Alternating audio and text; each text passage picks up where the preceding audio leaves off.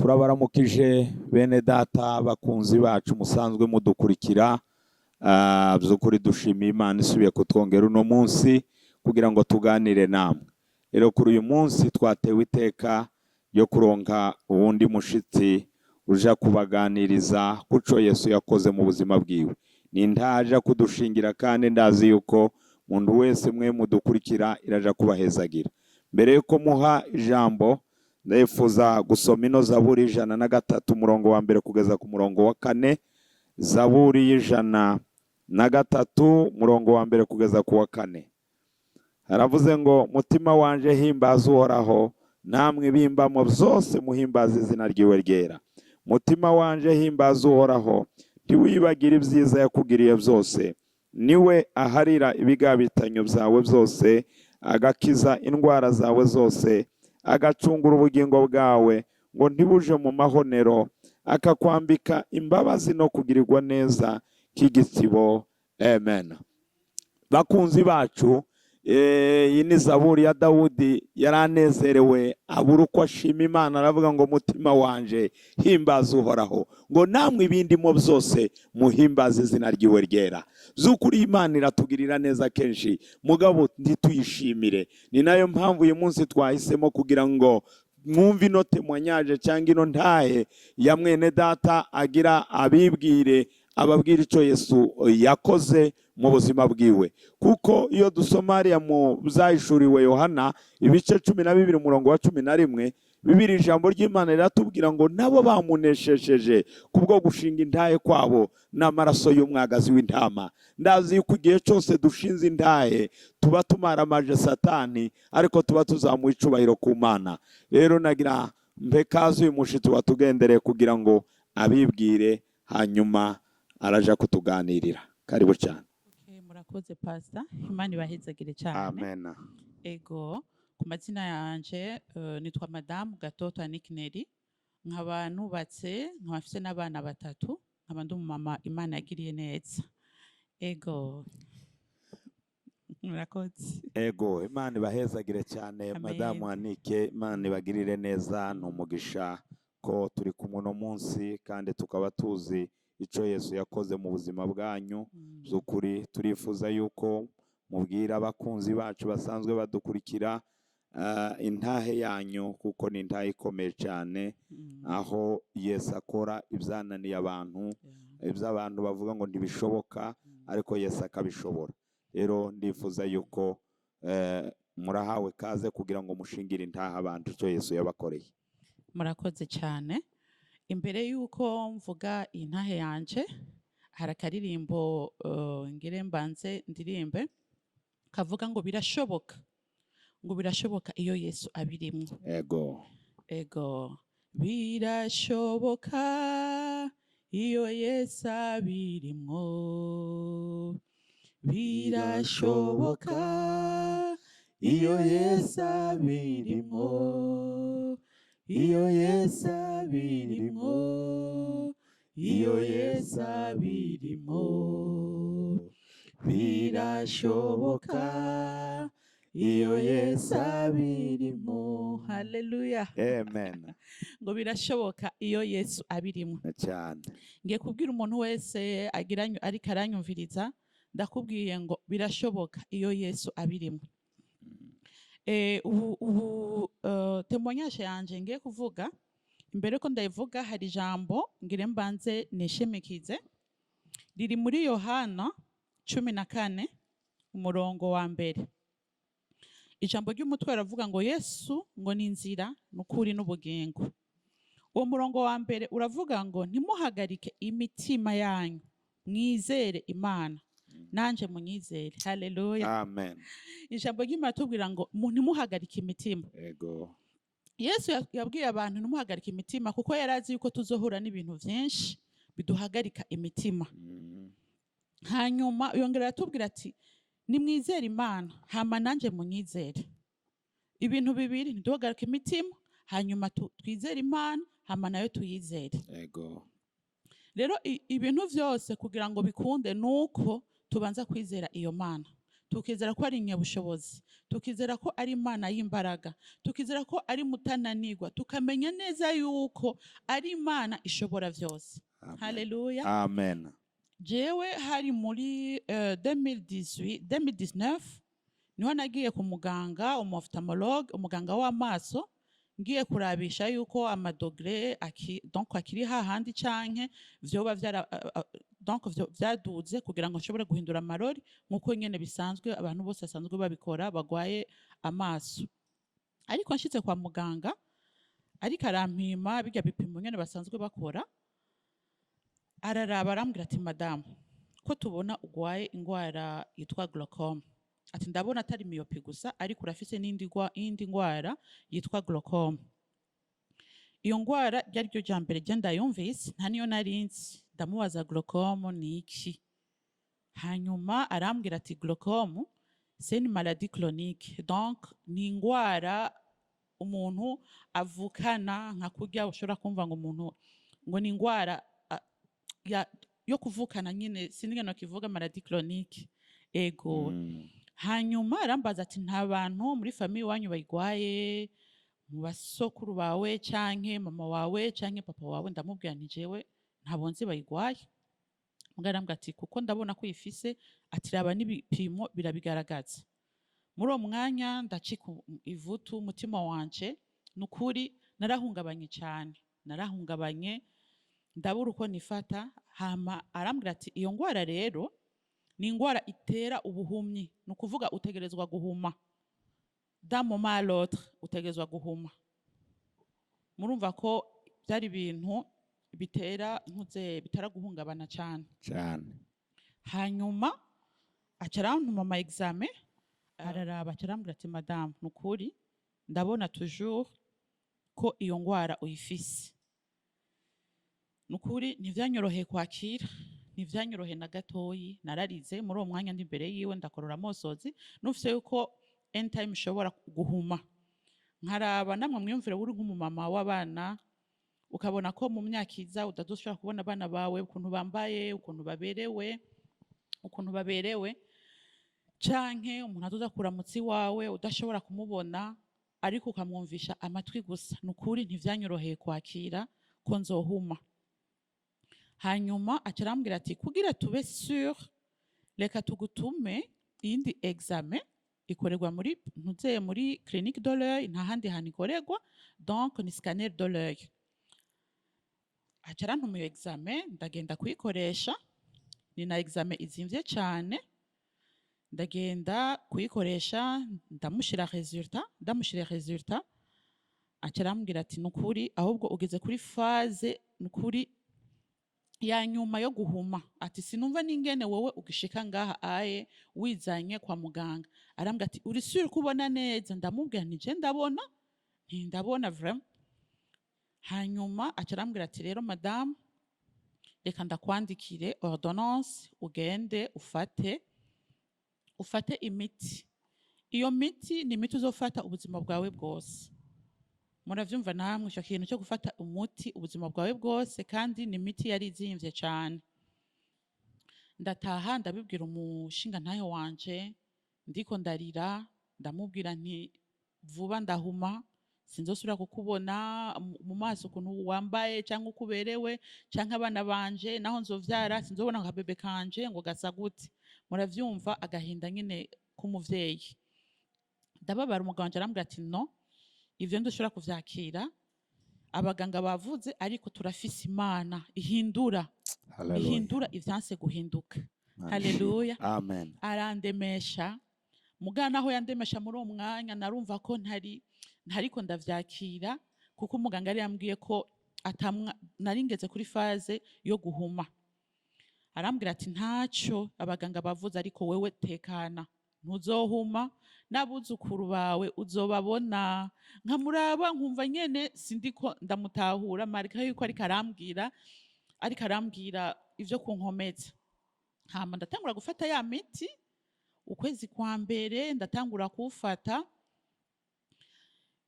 Nukuvuga ngo uwuguze nk'uno munsi uguza nk'itariki ya mbere ni ukuvuga ko fin du mois wateguza kucugura uwundi chaque mois nateguza kugura uwundi umuti akanuze kamwe ko gushira mu jisho kagurwa 35 000 ni ukuvuga chaque mois nategezwa kugura umuti wa 35 000. Hama ikirenzeho kuri ivyo nuko nayo mafaranga iyo periode ntayo nari mfise kuko twigeze kuba turi mu bugaragwa umugabo wanje adakora nanje ntakora camwumva nawe bace bakwandikira umuti uteguza gufata misi yose chaque mois uteguza kugura 35,000 kandi ukene ayo mafaranga ukumbure woronse arayo kugaburira umuryango. Ego ndabandanya ndawufata ukwezi kwa mbere gushika amezi 6 ndiko ndawushiramwo uwo muti. Mugabo dukomeza gusenga turasenga igihe cyose dukoranye n'umugabo wanje turasenga mwijoro akamasengera akambwira ati Mana turasenze iyi ngwara isohoke mu mubiri wiwe kuko ijambo ryaravuga ngo mu mishishagu yawe twakiza ingwara. Tugahagarara kuri iryo jambo tukavuga Kristo ni wowe uvuze ngo mu mishishagu yawe twakiza ingwara nanje ndakiriye gukira kubw'imishishagu yawe washishaguriwe ku musaraba ndakiriye gukira. Tubibamwo gutyo turabibamwo pendant 6 mois ndiko ndafata iyo miti. Hanyuma niho nahura n'uyu mukozi w'Imana Pastor Eric, ni pasteur wanje ndabimubwira aranyexhorta arambwira ati ntuzohuma humura Kristo aracyari ku ngoma ntacyo uzoba nawe arandemesha. Amaze kundemesha arambwira ati ingo dusenge, aransengera hanyuma ndizera nsubizwamwo imbaraga yuko Yesu akiza kandi ashoboye kunkiza vy'ukuri. Sinasubira guha ikibanza bimwe abaganga bambwira. Hanyuma umunsi umwe turaja muri veye, hariho veye dusanzwe dukora muri ministère arongoye yitwa Carmel, turayijamwo. Iryo joro aransengera arampamagara ati fukama ngaha tugusengere, ati wizere. Nukuri iryo joro nagiye numva ari joro ridasanzwe, nagiye nabwiye Imana nukuri ndagomba igitangaza muri iri joro, ndakubone nukuri waranyeretse muri vyinshi, hari ntahe nyinshi umaze kundemera, hari ibitangaza vyinshi umaze kunkorera, Mana niki kirashoboka. Arambwira ndafukama, arabwira abari muri veye bose ati mwese murabisha amaboko ngaha ayi tumusengere. Baransengera hanyuma acarambwira ati donc hamanuka ubushobozi yandika ikintu cy'amandiko. Sinzi ko hari abatabizi ngira ibintu by'amandiko, ariko arandika amandiko arambwira ati ndumvise hari ikintu Imana ikoze. Ati ndumvise ko hari ikintu Imana ikoze, uzogenda amandiko ugende uyashire mu mazi mu gitondo ni wataha, hama uyoge, hama wizere imbaraga z'Imana. Ndagira ndabikora uko yabimbariye, ariko numvise ko hari ikintu vraiment cyakoretse. Ngoma gutyo maze une semaine ndafata ya miti, mbwira umugabo nturazi n'amakuru, ni jewe nimba Imana yambwiye ko nakize, pourquoi mbandanya afata imiti ntigikunda, ni jewe ndabihagaritse vraiment, nta miti ndayihagaritse danse ko tugiriye untuze umwuka w'inyatsi wo kwama uburyo bwose dufise tubutwara mu mafarumasi. Nta mafaranga abana banje bazoyarya, nzoyagura ivyamwe abana banje bayafungure, ndabihagarika. Ariko umugabo arambwira toya bandanye uyafata kuko iyi miti abaganga Imana nico yabashiriyeho niyo kugira juste au fait uwo muti bari banyandika wari kugira uhagarike iyo glaucome, ariko iyi glaucome mu busanzwe ntikira, ni ingwara idakira, nikira juste yari kugira ngo uwo muti uhagarike aho vyari bigeze, kugira ngo ako ka vision gasigaye nshobore kubona sinihute guhuma.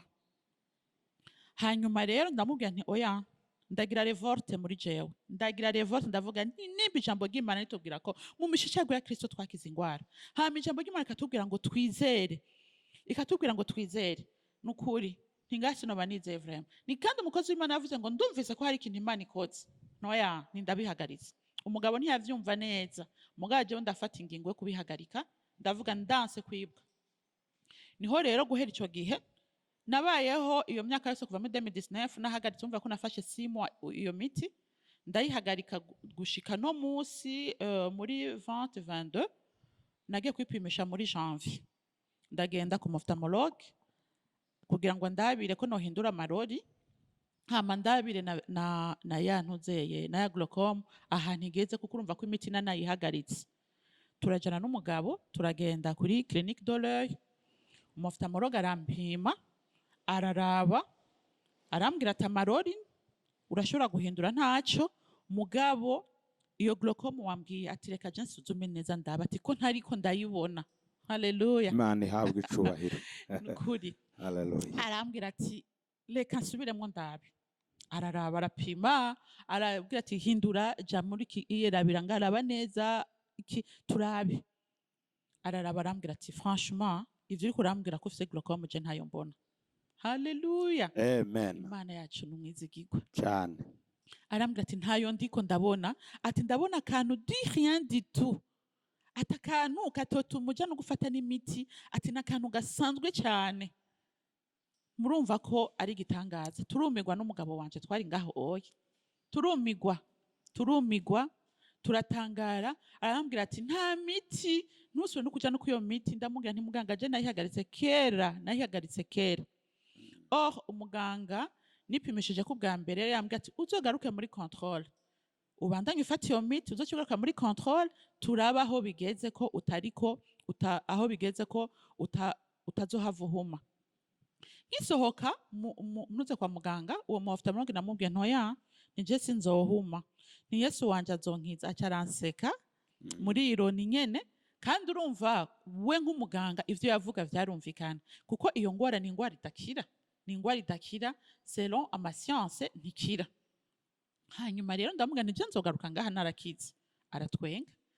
Rero uyu munsi tuvugana Imana yankoreye igitangaza. Amen. Ni Imana ikora ibikomeye. Haleluya. Ni Imana haleluya. Ni Imana y'ibitangaza. Urabona harya aya twasomye ngo nimuhagarike imitima yanyu. Yego. Ngo mwizere Imana ngo nanje munyizere. Nukuvuga ngo Kristo yarazi ko tuzohura n'ivyo bintu vyose. Kristo yarazi ko tuzohura n'ibigeragezo vy'ingwara. Kristo yarazi ko tuzohura n'ibiduhungabanya vyose. Ariko yadusavye ngo twizere. Ngo kandi twizere niyo Mana. Cyane. Haleluya. Amen. Rero ndagutangariza mwene data. Sinzi ico abaganga bakubwiye. Sinzi biguhagaritse umutima. Sinzi ivyo uriko urasekana navyo. Ariko ndakubwira ngo Imana y'inyebushobozi iracyakora amagingo n'ubu. Amen. Kandi Kristo umwe yakiza zampumiza Barutumayo agakiza wa mugore yaramaze imyaka myinshi ari mu butinyanka 12. Uyo n'uyu munsi aracyakora. Amen. Uyo n'uyu munsi aracyakora ama operation. Bashobora kuba barakubwiye ko ufise cancer usigaje iminsi mike ngo kwice. Bashobora kuba nabo barakubwiye yuko vuba uhuma. Bashobora kuba barakubwiye ko atamisi usigaje. Ariko ndakubwira ngo wizere data rurema umwizere. Yego. Arakiza aracyakora amagingo n'ubu. Hari ahandi hantu havuga muri ntuzeye muri Yohana igice cya 15 havuga umurongo w'indwi haravuga ngo nimwaguma muri jewe. Yego. Ngo amajambo yanje akaguma muri mwebwe. Musabe ico mugomba cyose. Aravuga ngo dusabe ico tugomba cyose. Ntiyavuze ngo hariho ibishoboka monsaba canke ngo iye ngo ntimugisabe kuko ntigishoboka. Yavuze ngo tumusabe ivyo twifuza vyose ngo ico mugomba cyose ngo kizobabera kuno. Amen. Murumva ko n'amasezerano yadusezeraniye. Rero ndakubwira mwene data usabe Kristo umubwire ico wifuza cyose.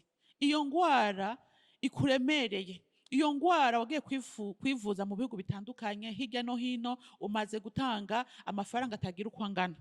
Ndakubwira ngo bimenyeshe data. Amen. Arashoboye. Ni umwami w'abami. Ni Imana y'imbaraga. Ni Imana y'inyebushobozi. Iyo Mana yankijije nawe urashobora kugukiza. Amen. Ego. Yesu abagirire neza. Mukomeze mwizere. Ni umwami w'abami. Yesu arashoboye. Yesu arakiza. Yesu aracyakora amagingo n'ubu. Imana ibampezagirire cyane. Abadukurikira murabyumvise yari indwara bamubwiye ngo bazogumana ubuzima bwiwe bwose. Ego. Ntikira. Ariko kubera yuko yizeye imbaraga z'Imana akizera yuko Yesu akiza. Akizera yuko Yesu iyo ndwara ashobora kuyimukiza.